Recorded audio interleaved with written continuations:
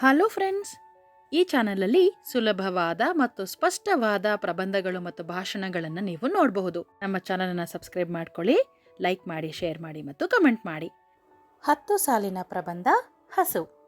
ಹಸು ಒಂದು ಸಸ್ಯಾಹಾರಿ ಸಾಕು ಪ್ರಾಣಿ.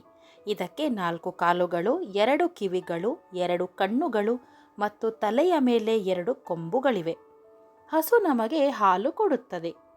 ಅದು ದೊಡ್ಡ ದೇಹವನ್ನು ಹೊಂದಿದೆ ಮತ್ತು ಸಾಮಾನ್ಯವಾಗಿ ಕಪ್ಪು, ಬಿಳಿ, ಕಂದು ಅಥವಾ ಈ ಬಣ್ಣಗಳ ಮಿಶ್ರಣವಾಗಿದೆ.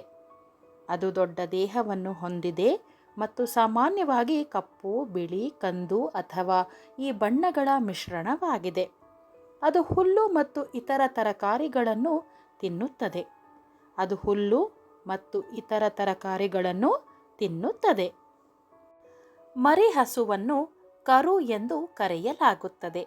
ಮರಿ ಹಸುವನ್ನು ಕರು ಎಂದು ಕರೆಯಲಾಗುತ್ತದೆ. ಅದು ಅಂಬಾ ಎಂದು ಕೂಗುತ್ತದೆ. ಹಸುಗಳು ಗುಂಪುಗಳಲ್ಲಿ ವಾಸಿಸುತ್ತವೆ. ಹಸುಗಳು ಗುಂಪುಗಳಲ್ಲಿ ವಾಸಿಸುತ್ತವೆ. ಅವು ಸಾಕಷ್ಟು ನೀರನ್ನು ಕುಡಿಯುತ್ತವೆ. ಅವು 25 ವರ್ಷಗಳವರೆಗೆ ಬದುಕಬಲ್ಲವು. ಅವು 25 ವರ್ಷಗಳವರೆಗೆ ಬದುಕಬಲ್ಲವು. ಈ ವಿಡಿಯೋ ನಿಮಗೆ ಇಷ್ಟವಾಗಿದ್ದಲ್ಲಿ ಲೈಕ್ ಮಾಡಿ, ಶೇರ್ ಮಾಡಿ ಮತ್ತು ಕಮೆಂಟ್ ಮಾಡಿ. ಚಾನಲನ್ನು ಸಬ್ಸ್ಕ್ರೈಬ್ ಮಾಡೋದನ್ನು ಮರಿಬೇಡಿ. Thank you.